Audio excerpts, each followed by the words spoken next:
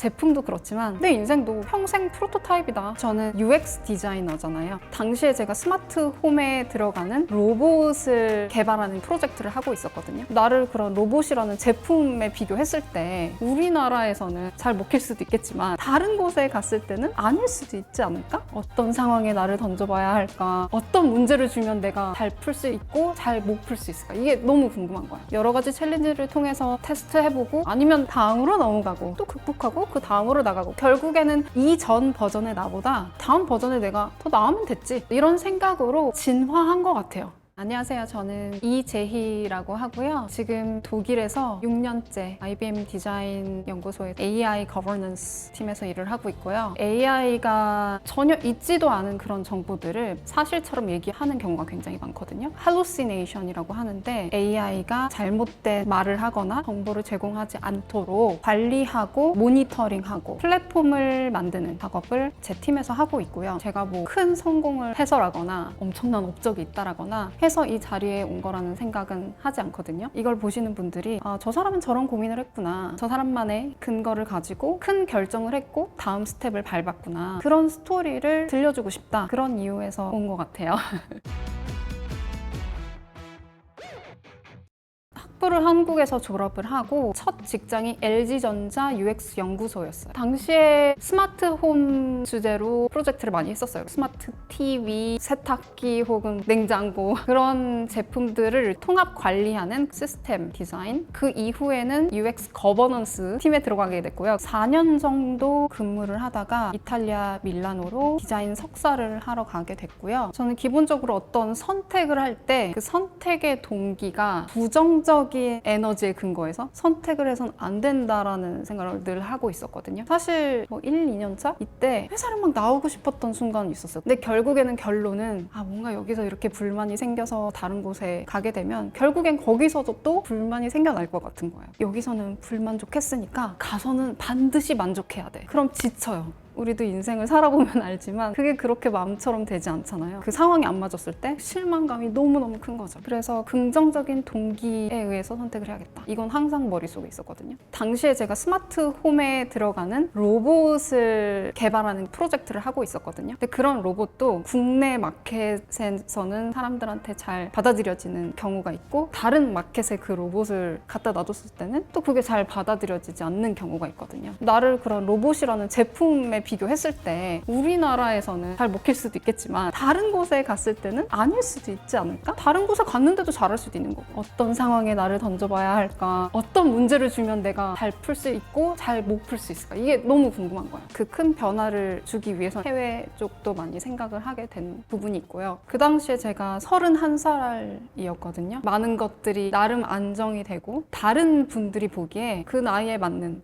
위치에 있었어요. 그 사람들이 왜 그런 걸 그렇게 열심히 쌓아서 네가 원하는 회사 들어가서 일을 하고 있는데 갑자기 그만두고 비효율적인 선택을 하려고 하냐. 그리고 나이가 그 정도 됐는데 뭐하러 그런 큰 변화를 주냐. 가진 거에 만족하고 살아라. 뭐 이런 얘기를 많이 하셨는데 마치 우리가 해변에 갔을 때 난 지금 모래사장에 누워가지고 저 앞에 넘실거리는 파도를 보는데 갑자기 들어가고 싶은 거야. 사람들이 안 돼. 지금 파도가 너무 커. 들어가지 마. 하는데 아드레날린이 이미 나오는 거죠. 아, 나 저기 들어가서 수영 해보고 싶은데? 수영 잘 못하지만 처음에는 좀 허우적대도 나 할 수 있을 것 같은데? 이런 생각이 정말 강했던 것 같아요. 그래서 물에 뛰어들었죠.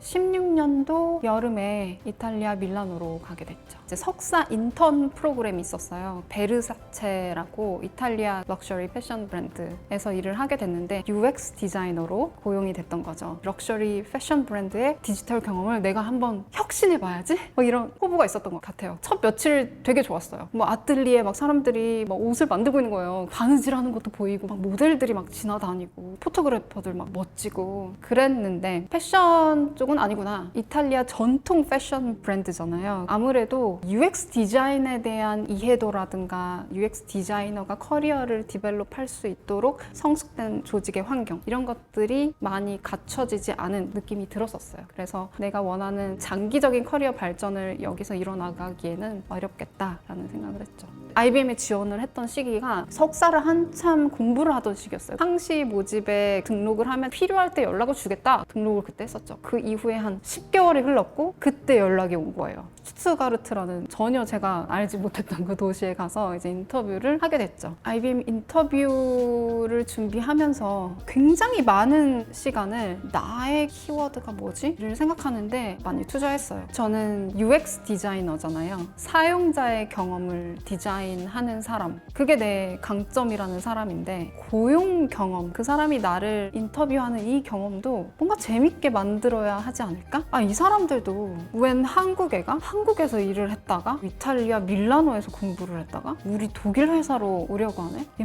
뭐지? 왜 이런 선택을 해서 여기까지 왔을까를 궁금해 할 것 같더라고요. 그거를 좀 포트폴리오에 보여주기로 했어요. 그래서 뭔가 기반이 되면서 그 위에 쌓아간 걸 보여주고 싶은데 이제 그걸 생각하다가 이제 케이크라는 모티브를 이제 생각을 하게 된 거죠. 지금 생각하면 약간 오글거려요. 그렇지만 당시에는 정말 진지했고 반응도 괜찮았고요. 그래서 그때 IBM 연구소에 오게 됐습니다. IBM에서 첫 6개월 정말 물을 엄청 많이 먹었어요. 그 물에 뛰어들어서 정말 바닥 깊숙이 잠수한 느낌이었어요. 아무래도 저는 30대 초반에 이렇게 갔고 해외에서 길게 공부를 했다거나 이런 게 아니잖아요. 언어가 당연히 딸릴 수밖에 없어요. 단어 하나를 말하는 게 너무너무 두려웠어요. 그래서 첫 한 1년 반은 거의 벙어리 귀머거리로 지냈던 것 같아요.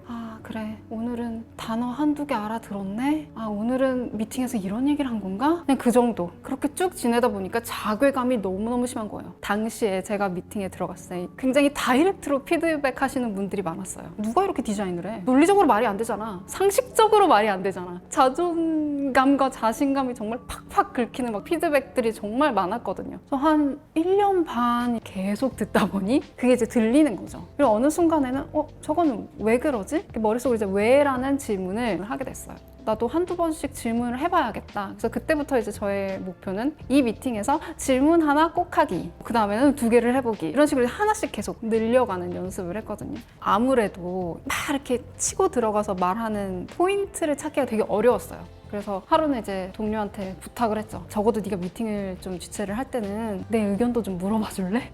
내가 타이밍 잡기가 너무 어려우니까 나한테 좀 기회를 줘. 동료들한테 이게 어렵다라고 쉐어를 해서 그분들이 나를 좀 이끌어줄 수 있도록. 그러니까 어느 순간 좀 덜 두렵다라는 순간이 오더라고요. 그리고 질문을 하기 시작하니 대화를 이끌어가는 능력도 생기게 되고 차근차근 정말 긴 시간을 두고 수면 위로 올라왔던 것 같아요. IBM에서 제가 가장 크게 배우고 다른 점이라고 생각하는 건 실패하고 고치고 다음으로 넘어가는 그런 스타일이에요. 저는 초반에는 실수하는 게 두렵고 하니까 완벽하다는 느낌이 들 때까지 계속 가지고 보여주지 않고 나중에 이거 좀 괜찮은데 했을 때 이렇게 보여줬어요. IBM에서 계속해서 강조를 했어요. 네가 지금 개발하고 디자인하는 거는 영원히 프로토타입이다. 완벽한 완성체 이런 건 없어. 중요한 건 실패를 안 하는 게 아니라 거기서 배움을 얻어서 그 다음으로 나아가는 거. 그게 중요해. 여러 가지 챌린지를 통해서 테스트해보고 아니면 다음으로 넘어가고 또 극복하고 그 다음으로 나가고 제품도 그렇지만 내 인생도 평생 프로토타입이다. 결국에는 이전 버전의 나보다 이 다음 버전의 내가 더 나으면 됐지. 커리어 전반에 있어서 전 항상 불안감이 있었어요. 너무 늦으면 어떡하지?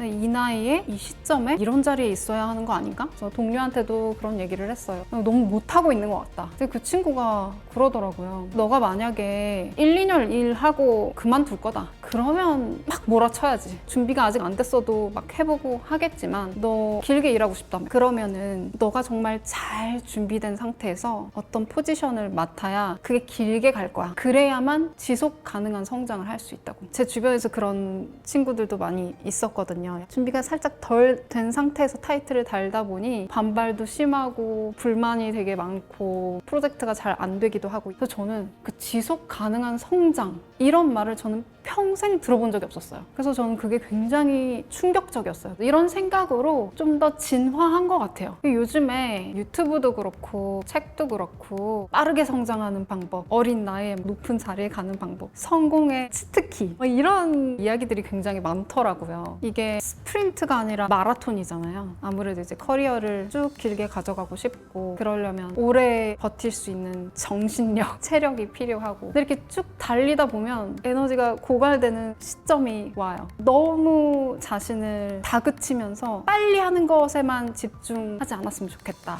나의 성향도 다르고 나의 페이스가 있고 그거에 맞춰서 나는 길게 성장할 수 있는 방법을 찾을 테니까 그런 얘기를 하고 싶어요. IBM에서 5년차가 되던 시점부터 AI 거버넌스 팀의 디자인 리드로서 하고 있는데 제가 초보 리더잖아요. 맡은 지 거의 한 1년 반 요 정도 됐으니까 의지와 막 열정이 넘쳤어요. 감사하게도 저희 매니저가 이제 저를 좋게 보시고 프로젝트 잘 했다 해서 작은 상을 주셨는데 매니저가 하루는 콜을 하자고 하는 거예요. 그 친구들이 한 가지 불만 사항을 얘기를 했대요. 그래서 자기들이 했던 프로젝트에 대한 기여도 이런 것들이 인정받지 못하고 리더만 스포트라이트를 받는 느낌이라고 그렇게 얘기를 했다는 거예요. 그걸 처음 들었는데 배신감이 드는 거예요. 내가 상 받는 게 그렇게 배가 아픈가? 근데 다시 한번 고민을 해봤죠. 생각해보니까 저도 그런 마음을 가졌던 적이 너무 많은 거예요. 제가 저렇게 가서 프레젠테이션하고 보여주는 거 저거 내가 다 한 거잖아. 아무래도 디자이너들은 또 내가 디자인하는 그 결과물에 굉장한 애착이 있잖아요. 그러니까 그게 다른 사람 이름으로 이렇게 발표가 되거나 하면은 되게 화가 나거든요.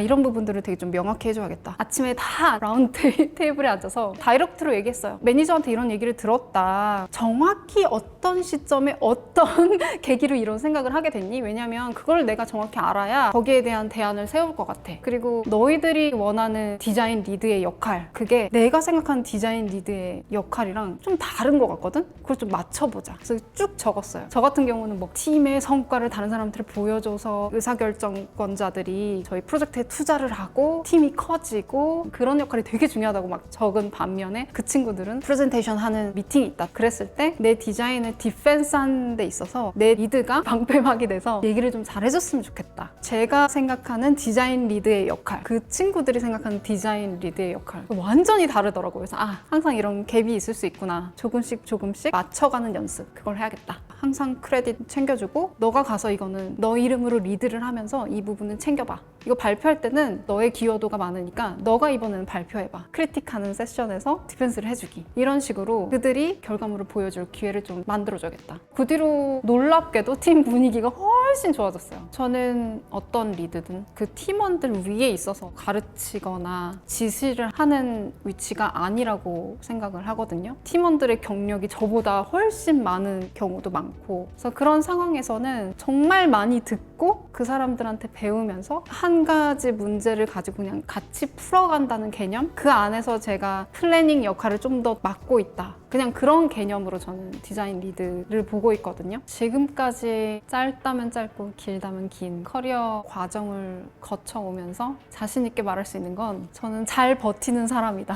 굉장히 우울하고 힘들고 자신감이 바닥에 닿아서 올라올 수 없을 것 같은 그런 느낌을 받았던 적이 굉장히 많았거든요. 어두운 터널을 그냥 혼자 계속 걸어가는 그런 느낌. 초반에는 엄청난 의지로 했는데 내 의지와는 달리 내 능력이 너무 부족함을 느꼈을 때. 근데 제가 봤던 저의 장점은 그래도 걸음을 멈추지 않았던 부분인 것 같아요. 그 터널이 너무 어둡고 길지만 결국에는 여기에 끝이 있고 나갈 수 있다라는 생각이 있었던 것 같아요. 그게 지금 긍정적으로 저의 미래를 보면서 앞으로 나아갈 수 있게끔 했던 원동력이 되지 않았나.